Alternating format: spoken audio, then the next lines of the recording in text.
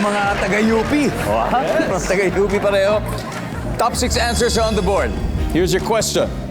Okay, imagine, sa sobrang pagod, no, pag-uwi mo galing sa trabaho, ano ang nakakalimutan mong gawin sa gabi?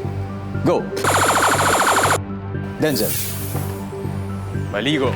Aligo. Yung sobrang pagod. Diba, sobrang galing ka ng trabaho. Siyempre, galing ka sa pag-produce mo, sa shooting. Tapos galing din naman sa, sa pageant duties. Tapos may mga nakakalimutan talaga tayo. At sabi ni Denzel ay maligo. Answer. Denzel, pass or play? Play. All right, let's go play round 1.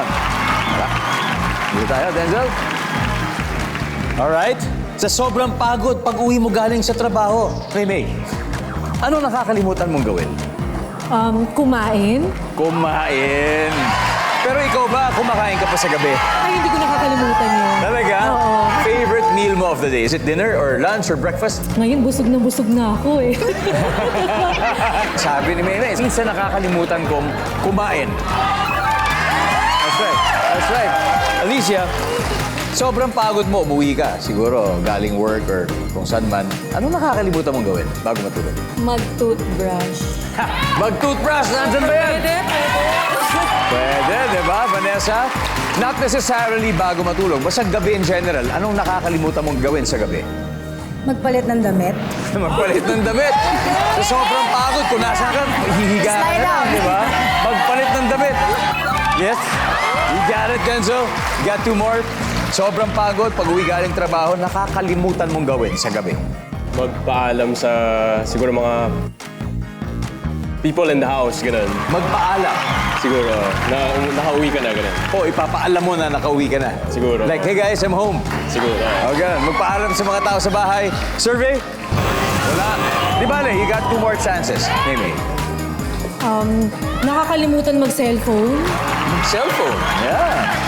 Sa bagay, kasi isa-set mo yung alarm. O kaya mag-good night ka. Mag-cellphone. Wala, oh. Huddle na kayo. Huddle. Alicia, ano kaya? Uminom po ng gamot. Uminom ng gamot, lalo na siguro yung mga vitamins, Opo, yung mga mga supplements. nakakatanda sa akin. Diba? Minsan may kailangan tayo dyan. May maintenance. Marami yan. Maintenance, yes po. Diba? So, huwag nating kakalimutan. Lalo na yung mga may maintenance dyan. Nandiyan ba nakakalimutan uminom ng gamot? Hoy! Meron na lang, isa na lang. Isa na lang, Vanessa. Pag makuha mo to, champion na yung first round na to. Sa sobrang pagod pag umuwi galing trabaho, nakakalimutan mong gawin sa gabi. Hoy! Andrea, I like that, ha? Mukha excited. Okay. Pagod ka, galing trabaho. Nakakalimutan mong gawin sa gabi. Mag-text sa jowa. Mag-text sa jowa. Mag-text sa Kahit jowa. walang jowa. Siyempre, nakakalimutan maglinis. Maglinis. Ang bahay. Evan. Ilak ang bahay. Ilak ang bahay. Richard for the win. Ano kaya ito? Maglinis.